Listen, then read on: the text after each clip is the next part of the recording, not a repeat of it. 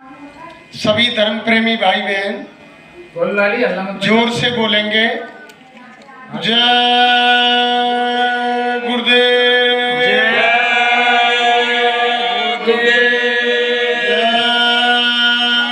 गुरुदेव, जय गुरुदेव नाम किसका? प्रभु का। जय गुरुदेव नाम किसका? प्रभु का। प्रभु का पावन प्यारा नाम जय गुरुदेव। कलयुग का कल्याणकारी नाम जय गुरुदेव।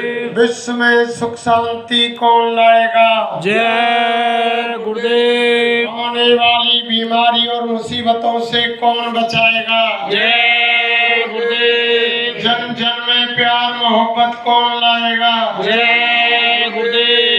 जीते जी प्रभु दर्शन कौन कराएगा? जय गुरुदेव। जीते जी राम कृष्ण से कौन मिलाएगा? जय गुरुदेव। माँ बहनों की रक्षा कौन करेगा? जय गुरुदेव। कलयुग में सतयुग कौन लाएगा? जय गुरुदेव। ये नाम नहीं इंसान का, ये नाम है भगवान का। ये काम नहीं इंसान का, ये काम है भगवान का। प्रेम से बोलो जय गुरुदेव। जय गुरुदेव। जय गुरुदेव। सर्वसमर्थ सर्वव्यापक मंच पर विराजमान बाबा जय गुरुदेव जी महाराज के चरण कमलों में कोटि कोटि बार नमन।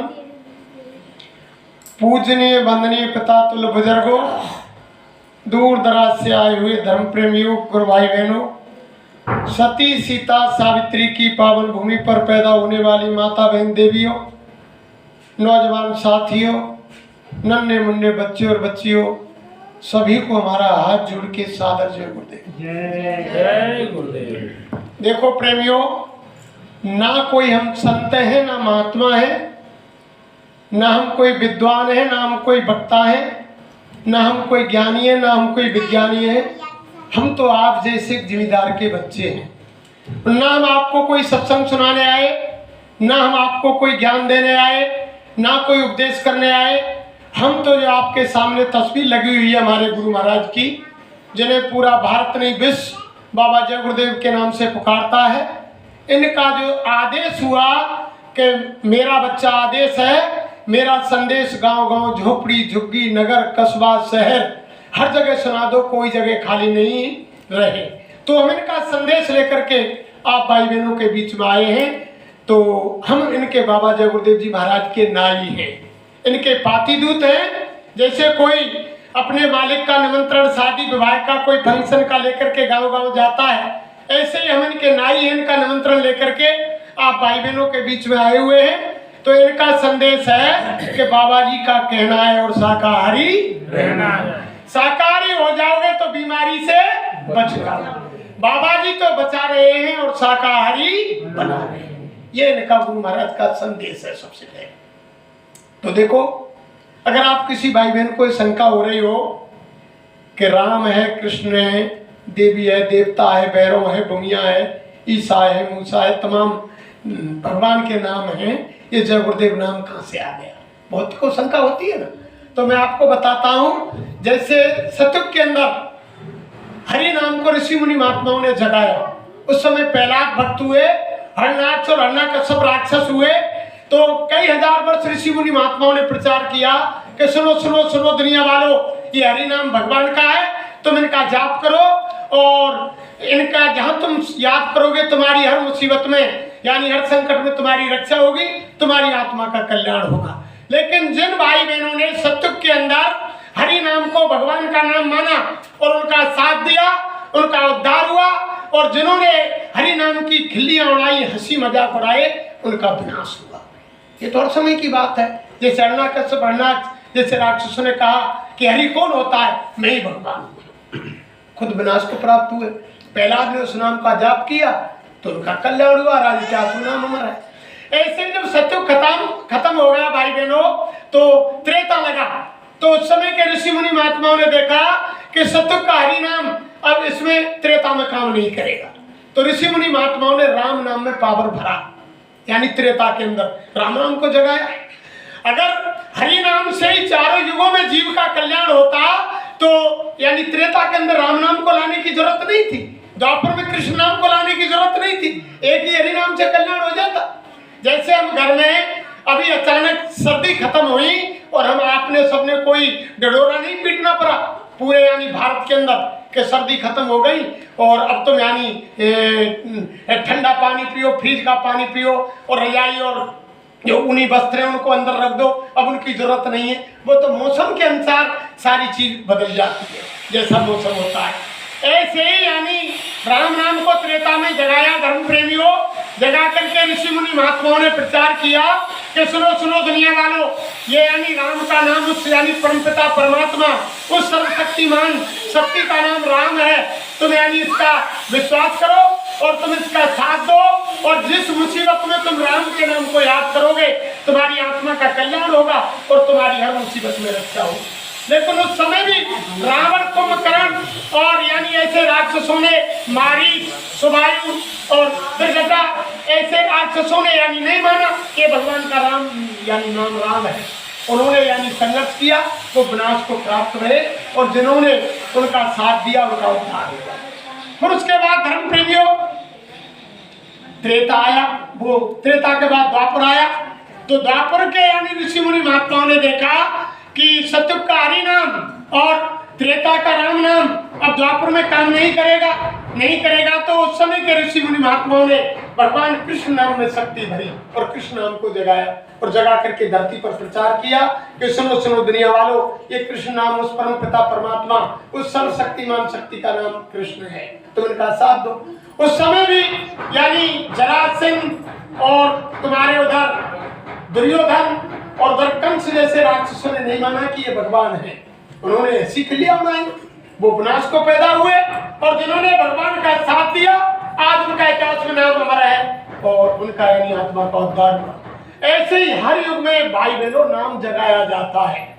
तो इस समय हमारे गुरु महाराज ने जय गुरुदेव नाम को जगाया और स्वयं महाराज ने मन से कहा, अरे बच्चे बच्चियों देखो, मेरा नाम जय गुरुदेव नहीं है। गुरु महाराज बोले, जो सामने तस्वीर लगी हुई है, गुरु महाराज ने कहा ये जय गुरुदेव नाम उस यानी परमपिता परमात्मा उस सर्वशक्तिमान शक्ति का नाम जय गुरुदेव है। मेरे शरीर का नाम मेरे माँ बाप ने, गुरु महाराज बोले, जिन्होंने रामायण लिखी, गोसाई महाराज ने रामचरितमानस लिखी। रामचरितमानस लिखने वाले गोस्वामी महाराज हैं, जिनका पूरा नाम यानी रामचरितमानस में लिखा हुआ है, वही हमारे गुरु महाराज के शरीर का नाम है। नाम हम इसलिए नहीं लेते, जैसे हमारी बुजुर्ग माताओं को पूछो, आज को तो खैर मॉडर्न समय आएगा, जिनकी शादी पति पत्नी की हुई है, आज भी हमारी बुजुर्ग माताएं अपने यानी संसारिक पति का नाम नहीं लेती, आज भी नहीं लेती और उनका पति अपनी पत्नी का नाम नहीं लेता।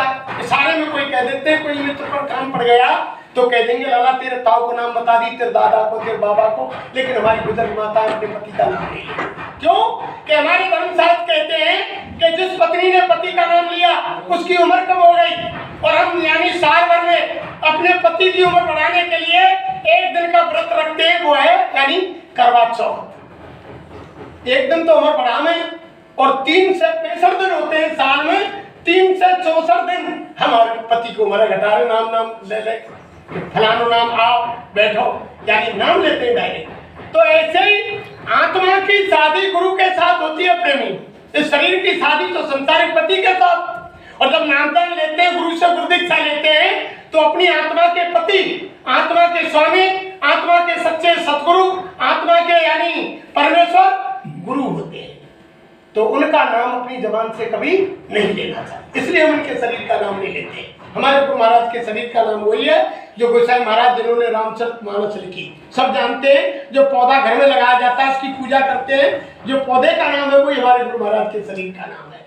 तो ये पूरे भारत में जय गुरुदेव नाम का प्रचार करते हैं, इसलिए इन्हें जय गुरुदेव बाबा के नाम से लोग पुकारते हैं, इनका नाम जय गुरुदेव नहीं। जैसे कोई अभी दूध का काम करता है और दूध ले रहे या दे रहे आपके घर आया, तो आप उसका नाम नहीं जानते तो उससे क्या कहेंगे, अरे दूध आया इधर आ। वो दूध थोड़ी देता है, लेकिन क्या कहते हैं, दूध आया इधर आ। अगर रिक्शे का काम पड़ गया बाजार में, रिक्शे वाले का नाम नहीं जानते तो हम आप क्या कहेंगे, रिक्शा रुक, और वो समझ जाता कि ये आवाज मुझको दी जा रही है, रिक्शा रुक जाता है। ऐसे इनका नाम जय गुरुदेव नहीं है, ये जय गुरुदेव नाम का प्रचार करते हैं, इन्हें जय गुरुदेव नाम से लोग पुकारते हैं, इन्होंने जय गुरुदेव नाम को जगाया है। और साईं महाराज ने कहा, अरे बच्चे बच्चे, अगर तुमको शंका हो कि जय गुरुदेव नाम भगवान का नहीं है, तो तुम रात बरात जंगल में या कहीं यानी बियाबान अंधेरे में तुम घिर जाओ, कोई तुम्हें खूंखार जानवर या कोई गुंडे लुटेरे बदमाश घेर ले, किसी कुआ बावड़ी तालाब नदी में डूबने लगे, तिनके का सहारा नहीं हो। जिस देवी देवता की तुम पूजा करते हो उसको तुम याद कर लेना, भैरव भूमिया ईसा मूसा राम कृष्ण हनुमान चंडी दुर्गा, जिसको तुम मानते हो सबको याद कर लेना। जब तुम्हारी कोई मदद नहीं करे और तुम्हें ये हो जाए कि मेरे प्राण संकट में आ गए, तो गुरु महाराज ने कहा कि उस समय इस कलयुग का जीता जागता नाम जय गुरुदेव है भगवान का, उसको अंतर में याद करना। 10 बार बोलना, बार बार मत निकालना, अंदर में बोलना कि जय गुरुदेव नाम सच्चा भगवान का है तो मेरी मदद कर, जय गुरुदेव नाम सच्चा भगवान का मेरी मदद कर। 10 बार बोलना। जब तुम्हारी वहां रक्षा हो जाए, तुम्हें कोई आकर बचा दे, तब मेरे पास आ जाना। पहले नाम की परीक्षा करो। गुरु महाराज ने कहा तब मेरे पास आओ। ये कलयुग का जीता जागता नाम जय गुरुदेव। हर मुसीबत में फिर गुरु महाराज बोले, अरे अचानक तुम्हारे घर में कोई बीमार पड़ जाए और तुम्हारे पास कोई दवाई नहीं हो, कोई दवाई काम नहीं कर रही हो, रात का समय हो, कोई डॉक्टर नजदीक नहीं हो, उस समय भी तुम जय गुरुदेव नाम की परीक्षा कर सकते हो। अगर मरीज होश में है तो उससे बुलवा दो 10 बार जय गुरुदेव नाम भगवान का। अगर मरीज गैर होश से नहीं बोल सकता तो कोई शाकाहारी भाई बहन, यानी शराब पीने वाला, मांस खाने वाला नहीं, भाई हो बहन हो, शाकाहारी हो, उसके कान से मुंह लगा करके 10 बार बोल देना कि जय गुरुदेव नाम भगवान का है तो इसकी मदद कर। 10 बार बोलना, वो आंखें खोलेगा। और मरने वाला व्यक्ति कभी झूठ नहीं बोलता। वो क्यों झूठ बोलेगा? जब वो ये कहेगा आंख खोल करके कि अरे भाई, जब तुमने मेरे कान में जय गुरुदेव बोला उस समय मुझको जैसे 1000 बिच्छू ने एक साथ डंक मारा हो, इतना शरीर में दर्द हो रहा था, लेकिन जैसे जैसे तुमने जय गुरुदेव मेरे कान के अंदर बोला, वैसे वैसे मेरी पीड़ा खत्म होती गई। और मेरे सामने मेरे सिराने यानी सफेद कपड़े वाले और सफेद दाढ़ी वाले एक महात्मा खड़े हैं, इन्होंने मेरी रक्षा की। वो बताए तब विश्वास कर लेना। गुरु महाराज ने कहा तब विश्वास कर लेना। अगर उसकी सांसें खत्म हो गई होंगी तो तुमसे बात करके दुनिया से चला जाएगा, और अगर उसकी सांसें बाकी होंगी तो वो होश में आ जाएगा। सुबह कहीं भी जा करके तुम उसकी दवाई करा लेना। ये गुरु महाराज ने कहा। तो इस कलयुग का जीता जागता नाम ये जय गुरुदेव है। स्वामी महाराज ने कहा कि ऐसा समय आ रहा है तो मैं जब चारों तरफ से गिर जाओगे, अभी तो एक कोरोना नाम की बीमारी आई हल्की सी, तो पूरा भारत ने विश्व हिला दिया और सब प्यार मोहब्बत खत्म। अगर बाप माँ बीमार रह गए, बहू बेटा से गुहार लगा रहे कि बेटा बहू हमें बचाओ, तो बेटा बहू ये कह रहे कि रुको रुको मम्मी पापा दूर रहो, तुमको तो कोरोना हो ही गया और हमारे परिवार को क्यों मारना चाहते हो, तुम दूर रहो दूर रहो, डॉक्टर आ रहे हैं तुम्हारा इलाज डॉक्टर करेंगे, दूर रहो। अगर पति पत्नी को हो गया, वो माँ बाप से गुहार लगे आ रहे हैं कि मम्मी पापा बचाओ बचाओ, तो मम्मी पापा भी ये कह रहे हैं अरे बेटा बहू दूर रहो, तुम तो मर ही रहे हो, हमारे परिवार में क्यों बीमारी लगाते हो, डॉक्टर आएंगे तुमको देखेंगे, दूर रहो। सारा प्यार मोहब्बत खत्म। अपना ही घर है, अपनी छत है, अपना ही रास्ता है, तुम घूम नहीं सकते, तुम्हारे पास पैसा है, बाजार में जा नहीं सकते, सामान खरीद नहीं सकते, दुकान बंद, दफ्तर बंद, ट्रेन बंद, स्कूल बंद, यानी बस बंद, सारी व्यवस्था खत्म हो गई। तो गुरु महाराज तो ये कह रहे हैं ट्रेलर था फिल्म का प्रेमी। जैसे फिल्म आती है ना टीवी पर, जब ऐसे तो उसका ट्रेलर दिखाया जाता है, पहले के ऐसी आने वाली, तो ये तो एक नजारा दिखलाया है। अभी तो गुरु महाराज कह रहे हैं अभी तुमने बीमारी ना देखी, अभी तो बीमारियों की आंधी आ रही है। अब तो एक आदमी की दाढ़ी में आग लगी तो सब बुझाने वाले हो गए, जब सबकी दाढ़ी में आग लग जाएगी तो कौन किसकी बुझाएगा, सबको अपनी की पड़ेगी। इसलिए बाबा जी कह रहे हैं कभी तो आंधी आ रही है बच्चा बीमारियों की, लेकिन जब तुम चारों तरफ से अभी तुमने भूकंप का देखा है, गुरु महाराज ने कहा कि तुमने अभी भूकंप नहीं देखा, अभी महामारी नहीं देखी, अभी तुमने वर्षा सूखा अकाल नहीं देखा, अभी बीमारियों की आंधी नहीं देखी, वो तो सारी चीज आपदा आगे आ रही है। महंगाई अभी आपने नहीं देखी, ऐसी महंगाई आ रही कमर तोड़, जो लोगों की जबान बंद हो जाएगी, बाजार में सामान खरीदने वाले पैदा नहीं होंगे, अन्न का दाना नहीं मिलेगा। गुरु महाराज ने कहा कि शहरों से लोग झोला में नोट भर के चलेंगे और गाँव में आएंगे, अरे भैया एक बोरी गेहूं दे दे, एक मनी दे दे, झोला में सारे नोट भर के लाएंगे। किसान कहेगा कि भैया मेरे पास नहीं है, मेरे तो बच्चा नहीं लायक है, और वो जबरदस्ती करेगा।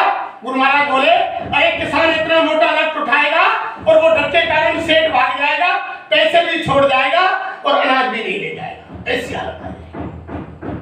तो वो समय सामने यानी कुदरत तैयार खड़ी हुई है। आपके हमारे कार्यकलापों से कुदरत नाराज है। वो तो संत महात्मा रोके हुए, गुरु महाराज ने कहा कि वो तो महात्मा रोके हुए नहीं, कुदरत तो अपना खेल करना चाहती है। वो इधर से इधर डंडा घुमाएगी और इधर से इधर घुमाएगी, 3 मिनट में सबकी अकल ठिकाने, ज्यादा समय नहीं लगेगा। अब आपने देखा पूरे भारत में तबाही मची हुई है इस बरसात से। यहाँ तो थोड़ी बरसात है, लेकिन जहाँ ओलावृष्टि हुई है, बरसात हुई है, जहाँ सरसों गेहूं यानी इतनी हालत खराब है रही है, किसान रो रहा है। जब किसान के पास अन्न पैदा ही नहीं होगा तो लोग शहर वाले क्या खाएंगे? तो वो सारी चीज सामने आएंगे।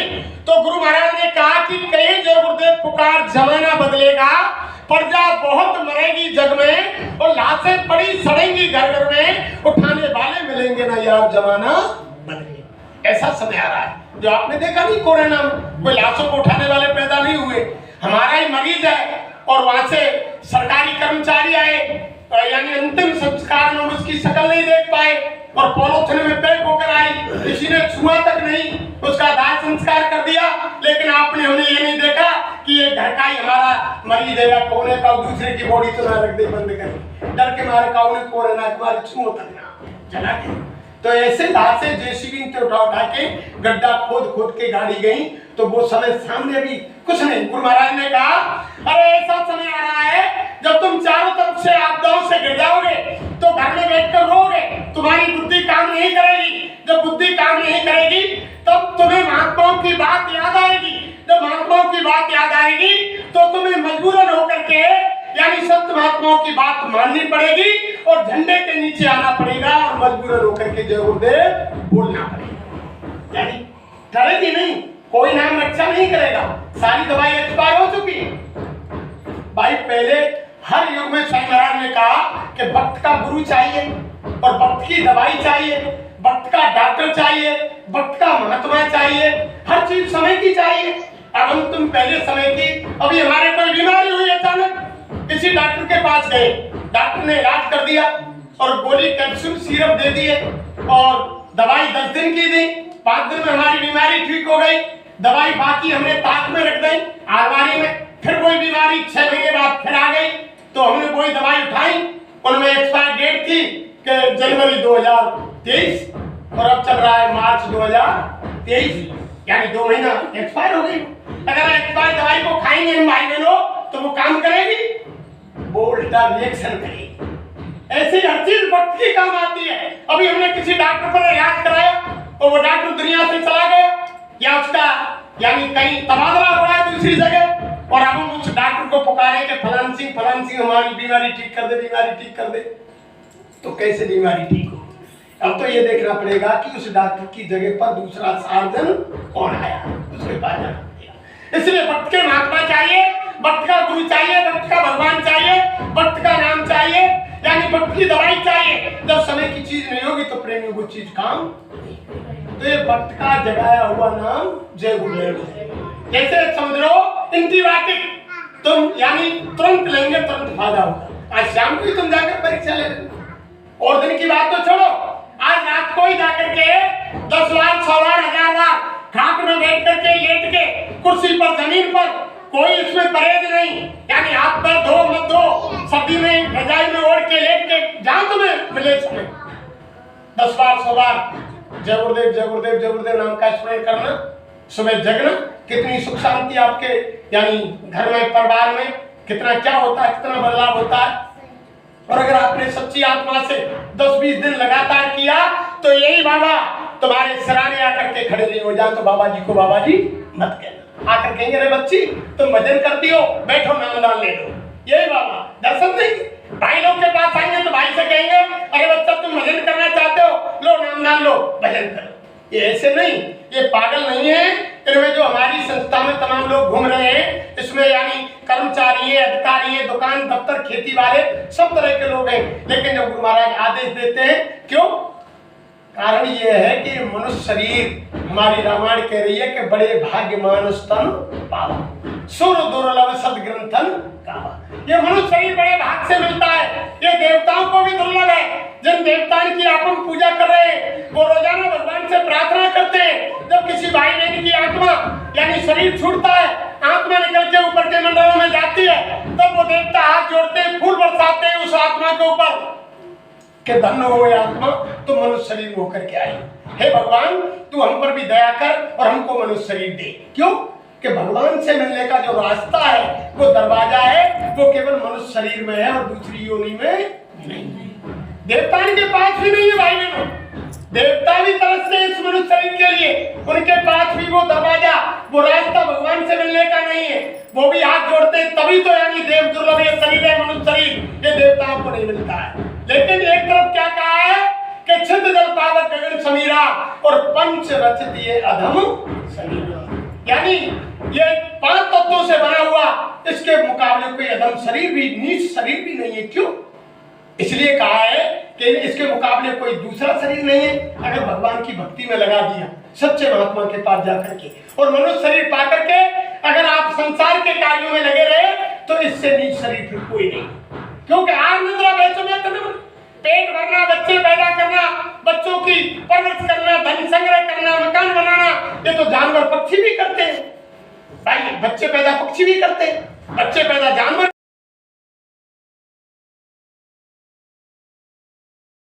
और बच्चों को दूर दूर से दाना ला करके चुगा देती है और वो उनका बड़ा करती है, परवरिश करती है। और जब बड़े हो जाते हैं, फुर से उड़ जाते हैं, कोई मोह ममता नहीं रहती।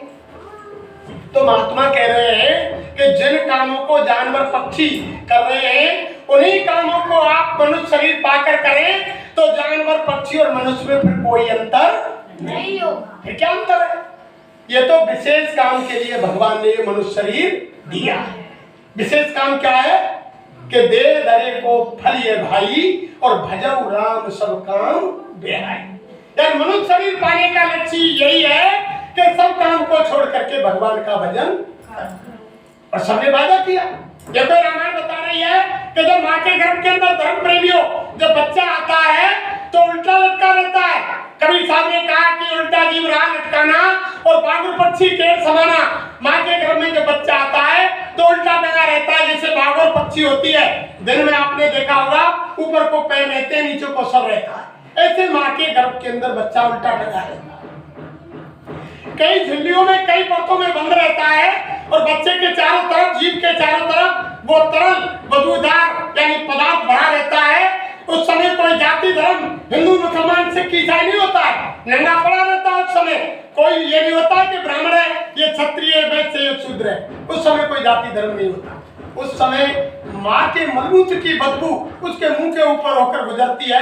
माँ जैसा ठंडा गरम चटपटा तीखा कसला भोजन करती है, उसकी वेदना उस जीव को माँ के गर्भ में होती है उस समय जब होती है। लेकिन टिकता किसके सहारे भाई बहनों? उस भगवान का तार, उस भगवान का यानी रोशनी प्रकाश, वो माँ के गर्भ में देखता रहता है 24 घंटे। उसका तार जुड़ा हुआ होता है, भगवान की आवाज आती रहती है, भगवान की रोशनी को देखता है। कई जन्मों की याद रहती है, एक जन्म की नहीं। माँ के गर्भ के अंदर जीव को कई जन्मों की याद रहती है। कोई कोई बच्चा तो बाहर आकर के बता देता है कि मैं उस गांव का हूँ, वहाँ पहले मेरा जन्म था, मेरे बच्चे हैं, मेरी बीवी है, सारा परिवार बता देता है कोई कोई बच्चा। लेकिन हमारी माता बहन देवियाँ उसको बुलाने के लिए ना जाने क्या क्या ओना टोना करती है, चाकी पर उल्टा घुमा देती है, ना जाने गंदा पानी मुंह में डाल देती है, तो वो शुद्ध बुद्ध को भूल जाता है। जो माँ का प्रकाश को देखता है और माँ के गर्भ में बड़ी पीड़ा होती है, तो वो भगवान से गुहार लगाता है कि हे मालिक, हे दयालु, तू मुझ पर दया कर और इस काल कोट, इस घोर नरक से तू मुझे जल्दी बाहर निकाल। जब रामायण में गोसाई महाराज ने क्या लिखा है कि दीन दयाल वृद्ध संभारी और हरऊ नाथ मम संकट, कि हे दीनों के दयाल, हे दीनानाथ, हे मालिक, हे दयालु प्रभु, मुझ पर पहाड़ से भी भारी संकट आकर के पड़ा है, तू मुझ पर दया कर और इस काल कोटरी घोर नरक से तू मुझे जल्दी बाहर। तभी तो महात्माओं ने कहा है, हम रात दिन पढ़ते ना कि दुख में सुमरन सब करे और सुख में करे ना कोई, और जो सुख में सुमरन करे तो दुख का ये उसी समय की बात है। यानी बता रहे हैं कि दुख में सुमरन सब करे। जब माँ के गर्भ के अंदर जीव पर असहनीय दुख पड़ा था तो परमात्मा को सुमरा था कि मालिक तू मुझ पर दया कर और इस काल कोठरी से जल्दी बाहर निकाल, यानी तू मुझ पर इतना रहम कर, मुझ पर पार से भी भारी संकट है। जब दुख में पड़ा था जीव तब भगवान का सुमरन किया, लेकिन माँ के गर्भ से बाहर आ गया। संसार की सुख शांति में भगवान के नाम को, अगर भगवान का नाम दुनिया में सुख में आकर के जीव अगर रखता है तो फिर उसको जीवन में दुख नहीं होता है। उस समय की बात ये यानी ऋषि मुनि महात्मा ने कही। तो जब भगवान से गुहार लगाता है माँ के गर्भ के अंदर और कहता है हे मालिक तू मुझ पर दया कर, इस काल कोठरी से बाहर निकाल, तो उस समय गोसाई महाराज ने क्या लिखा है, जीव क्या कहता है मालिक, अब प्रभु कृपा करहु यही भांति, सब तज भजन करूं दिन राती। सबने दिन रात का वादा किया भाई बहन, एक आध घंटे का नहीं किया।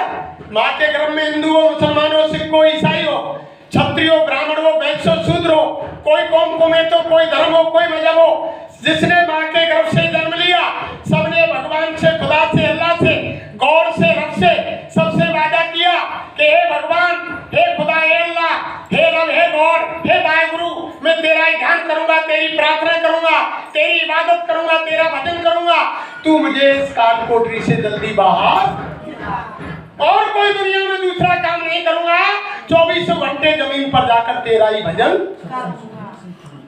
इतनी तकलीफ होती है माता बहन देवियों भाई लोगों, माँ के गर्भ के अंदर। महात्मा कहते हैं जो रामायण में लिखा है कि जन्म मत मरत दुसह दुखो हुई।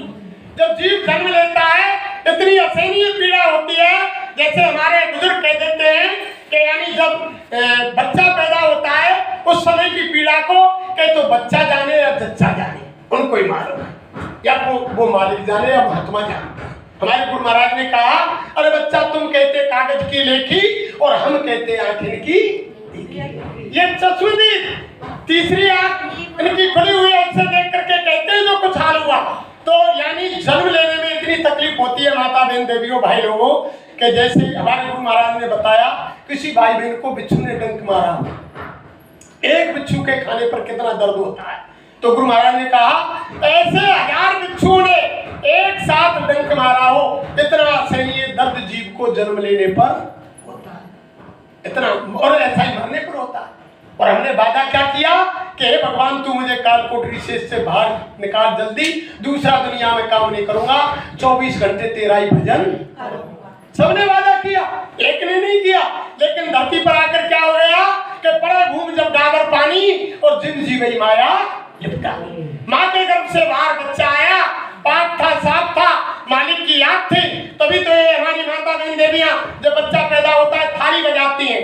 क्यों बजाती है कि मालिक की आवाज को वो माँ के गर्भ में सुनता है, बच्चा समझता है कि अब भी उस भगवान की आवाज मेरे को आ रही है, तब थाली बजाते हैं, दीपक दिखाते हैं। दीपक इसीलिए दिखाते हैं कि जो भगवान की रोशनी को, प्रकाश को माँ के गर्भ के अंदर जीव देखता था, बाहर जब दीपक दिखाते हैं बच्चे को तो कैसा भी रोता हुआ बच्चा चुप लगा जाता है, वो समझता है कि ये मालिक का प्रकाश तो नहीं।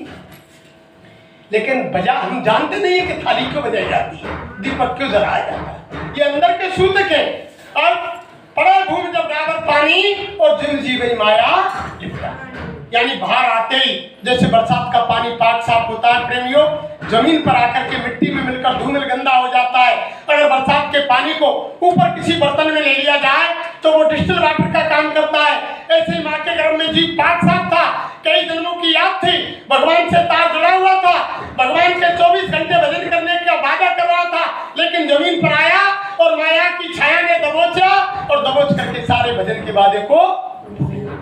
फिर हम तुम क्या सिखावे बापू, जब बच्चा बड़ो है जा के दादा बोल, अम्मा बोल, पापा बोल, मम्मी बोल, ये तुम्हारी गाड़ी है, तुम्हारा मकान है, ये तुम्हारा बंगला है, ये तुम्हारा मामा, ये फूफा, ये जीजा, ये ताऊ है, यानी संसार की चीज सिखाते हैं, लेकिन भजन करने की वादे की याद किसी ने नहीं।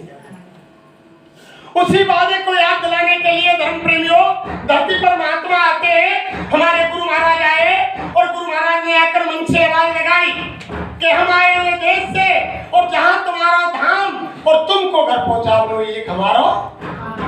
शायद महाराज ने आवाज लगाई, रे बच्चे बच्चियों, हम उस देश से आए जहां तुम्हारा असली घर है, और हम तुम्हें लेने के लिए आए। सही महाराज ने कही कि हम तुम्हें लेने के लिए आए हैं। अरे बच्चे बच्चियों देखो मेरी तरफ, मैं तुम्हें लेने आया हूँ। जो तुम्हारा असली देश है, ये संसार तुम्हारा घर नहीं है। जब तुम्हारे दादा बाबा पुरखा चले गए तो एक दिन आप और हमको भी इस दुनिया से जाना। ये संसार अपना नहीं है या कोई किसी का नहीं।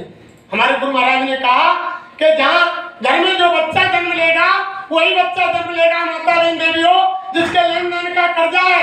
वही बच्ची हमारे घर में जन्म लेगी जिसके लेन देन का कर्जा है। वही बच्ची बाहर से हमारे घर में बहू बन के आएगी, उसके लेन देन का कर्जा है। उसी घर में हमारी बच्ची बहू बन के जाएगी जहाँ उसके लेन देन का कर्जा है। महात्मा कहते हैं कि मिले मिलाए बेमिले, और जिनके पहले मेल और बिना मेल मिलते नहीं है कर्मन के ये सारा खेल कर्मों का है या कोई किसी का नहीं है संसार। आप समझ रहे हैं कि ये पत्नी मेरी है या पति मेरा है या बच्चा मेरा है या बच्ची मेरी है, रिश्तेदार मेरे, अड़ोसी मेरे, पड़ोसी मेरे, माँ मेरी है, बाप मेरा है, या संसार में कोई किसी का नहीं। अरे महात्मा कहते हैं अपना यानी फर्ज निभा करके महात्मा किसी का दरबार नहीं छुड़ाते। प्रेमियों, हमारे गुरु महाराज कहते हैं मैं किसी को साधु सन्यासी नहीं बनाता, किसी का दरबार नहीं छुड़ाता, किसी के दुकान दफ्तर खेती का काम नहीं छुड़ाता। शाही महाराज ने कहा कि जहाँ भी तुम दुकान दफ्तर खेती में काम करते हो ईमानदारी मेहनत से करो, शाम को घर में आओ, बाल बच्चों की सेवा करो, आए गए का आदर सत्कार करो। जब शाम को तुम पर कोई काम नहीं हो, खाट में सोने बैठने जाओ, जो तुमने 24 घंटे भगवान के भजन का वादा माँ के गर्भ में किया, अरे उस काम को कर लो, 1 घंटा ही कर लो, उसी में तुम्हारा काम बन जाएगा। गुरु महाराज ने कहा तुमने वादा 24 घंटे का किया, लेकिन मैं जानता हूं तुम 24 घंटा भजन नहीं कर सकते। शाही महाराज बोले अरे 23 घंटा संसार के काम करो ईमानदारी मेहनत से, और घर में आओ, बाल बच्चों की सेवा करो, मैं कब मना करता हूँ। आएंगे का आदर सत्कार करो, जब रात को सोने जाओ कोई काम नहीं हो तब भगवान को याद कर लो। भाई मनुष्य शरीर दिया इसीलिए है, और हम वादा करके आए। तभी तो महात्मा कहते हैं कि और लोगों संत शरण में काम यही आएगा, ये नर तन अनमोल मिला है बार बार नहीं आए। और लोगों संत शरण में काम यही है। नाथ गर्भ में औंधा लटका 9 महीने दुख पाया था, सुमरूंगा मैं नाम तुम्हारा ये के बाहर आया था, बाहर आकर वादा भूल गया, तब तू क्या मुँह लेकर जाएगा।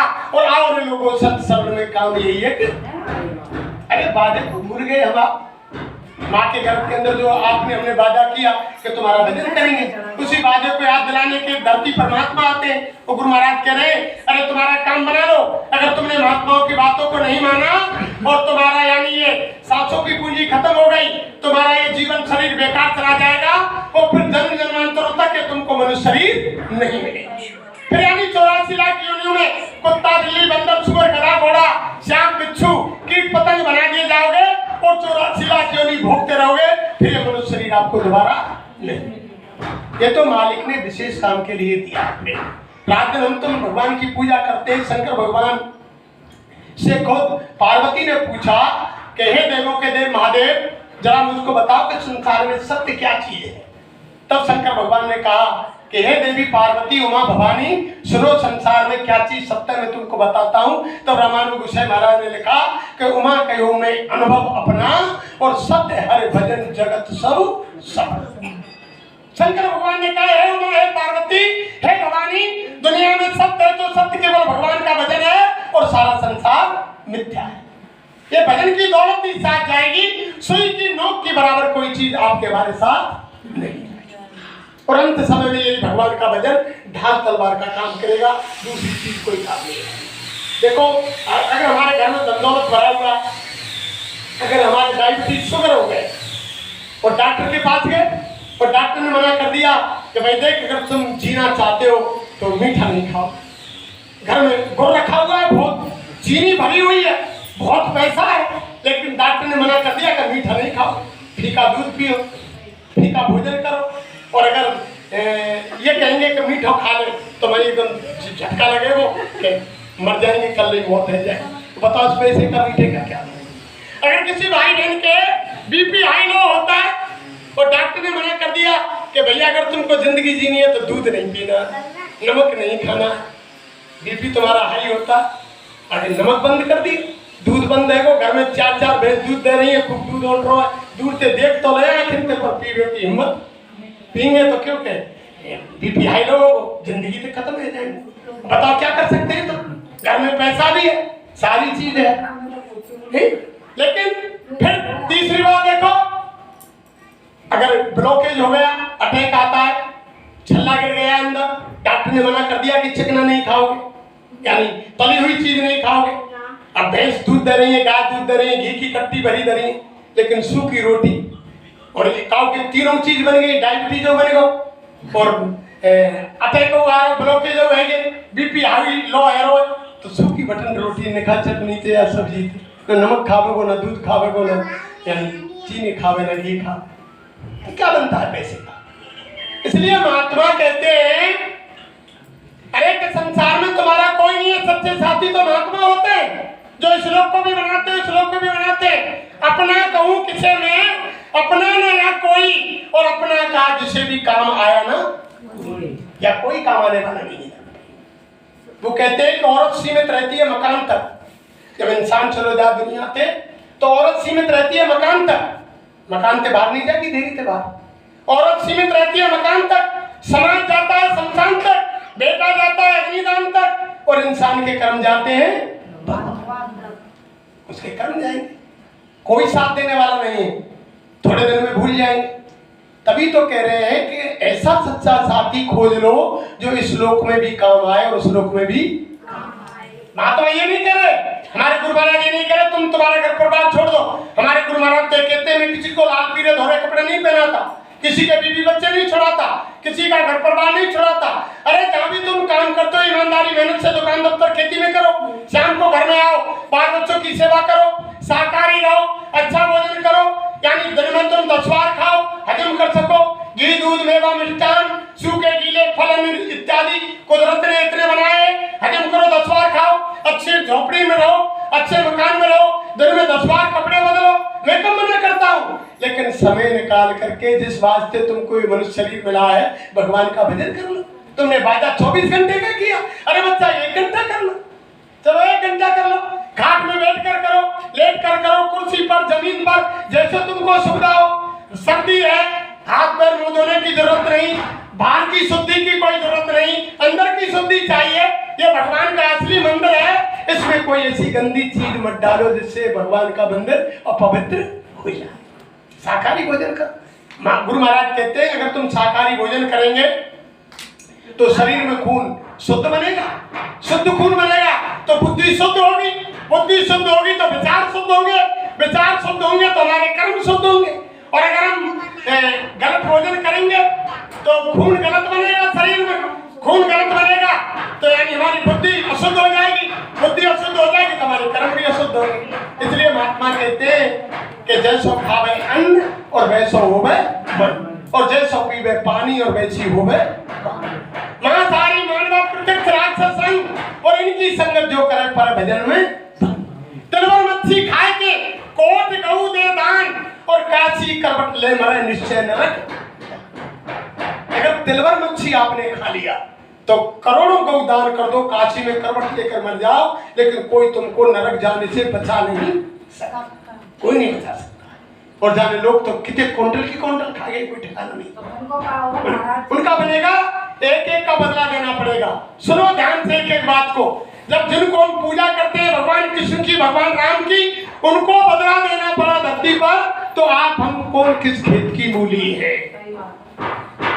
भगवान राम ने बाली को 7 पेड़ की आड़ लेकर के अपने स्वार्थ के लिए, अपनी सीता की खोज के लिए, विनाश तो राक्षस तो बहुत मारे राम ने, लेकिन वे दूसरे के हित के लिए मारे, यानी परमार्थ के लिए खत्म किए, लेकिन अपने स्वार्थ के लिए, सुग्रीव से मित्रता करने के लिए बाली को 7 पेड़ की आड़ लेकर के भगवान राम ने मारा, और उसका बदला द्वापर में आकर के चुकाया प्रेम। जब भगवान यानी कृष्ण पेड़ की छाया में पैर पे पैर रखकर बैठे थे, उनकी एड़ी में पद्म था, भगवान कृष्ण की एड़ी में पद्म था। बहेलिया ने देखा कि हिरण की आंख चमक रही है, बहेलिया ने निशाना लगाया, कसकर के बाण मारा, बाण लगते ही आवाज आई, समझा कि शिकार हो गया। दौड़कर बहेलिया आया पेड़ के नीचे देखा कि योगेश्वर कृष्ण के पैर में तीर लगा हुआ है, खून के फव्वारे निकल रहे हैं, छटपटा रहे हैं। भगवान आकर के माफी मांगी कि भगवान मैं आपको नहीं पहचान पाया, मैंने हिरण जाना था, मुझसे गलती हो गई। भगवान बोले अरे बहेलिया इसमें तुम्हारी क्या गलती, मैं बस तुम्हारे इंतजार में था। जिस काम के लिए मैं धरती पर आया था वो सारा काम हो गया और तेरे इंतजार में था, इसीलिए तो मैं बैठा था। बहेलिया ने पूछा कि भगवान मेरा कैसा इंतजार। अरे बहेलिया तुम नहीं जानते, पहले युग में यानी त्रेता के अंदर तुम बाली थे और मैं राम था। मैंने 7 पेड़ की आड़ लेकर तुमको मार दिया और छुप करके तुमने मुझको मार दिया। तेरा मेरा बदला बराबर हुआ, तू तेरे घर को जा, मैं मेरे धाम को जाता हूँ। अरे बहेलिया पश्चाताप करने की जरूरत। अरे माता बहन देखो भाई लोग, जब भगवान को अदला बदला देना पड़ा तो आप हम किस खेत की मूली है। कर्म जो करेगा तू वही फिर भोगना, वही फिर भोगना पड़ना। जो कर्म करेंगे सारा लिखा जा रहा है। हमारे गुरु महाराज ने बताया जन्म से ही जीव के साथ जब जन्म लेता है 2 दूत दोनों कंधों पर बैठकर आते हैं। एक ऑटोमेटिक कैमरा हर इंसान के अंदर खोपड़ी में लगा हुआ है, सीसीटीवी कैमरा। वो दिखाई नहीं देता ना, वो दूध दिखाई देते, वो दिखाई कब देंगे। आज तक किसी भाई बहन ने बाहर की आंखों से खुद को पहचाना कि मैं कौन हूँ? कौन पहचानो? कोई देवी देवता के दर्शन किए तुमने? ते दिनाते हमारी माता बहन देवियां पूजा कर रही मंदिर में, बाहर की चरमाखंड भगवान देखो का कौन है? आज तक नहीं देखा, अब किसी ने नहीं देखा। सुनो, और ना किसी ने अपने आप को पहचाना कि मैं कौन हूँ। मैं शरीर नहीं हूँ। आप माता बहन देवियों भाई लोगों शरीर नहीं है। यानी अभी एक्सीडेंट हो जाए, हाथ पैर टूट जाए, सर कुचल जाए, अस्पताल में एडमिट हो जाए और आप जाके पूछेंगे अरे बहन जी तुम्हारा क्या हाल है, क्या हो गया? कि मेरे हाथ टूट गए, पैर टूट गए, सर फट गए, पाम फट गए, लेकिन मैं तो जिंदा हूं। तो मैं बोलने वाला कि मैं तो जिंदा हूं, तो कोई और ही चीज है, शरीर नहीं। तो महात्मा कहते हैं कि वो जब तक तीसरी आंख अंदर की दिव्य दृष्टि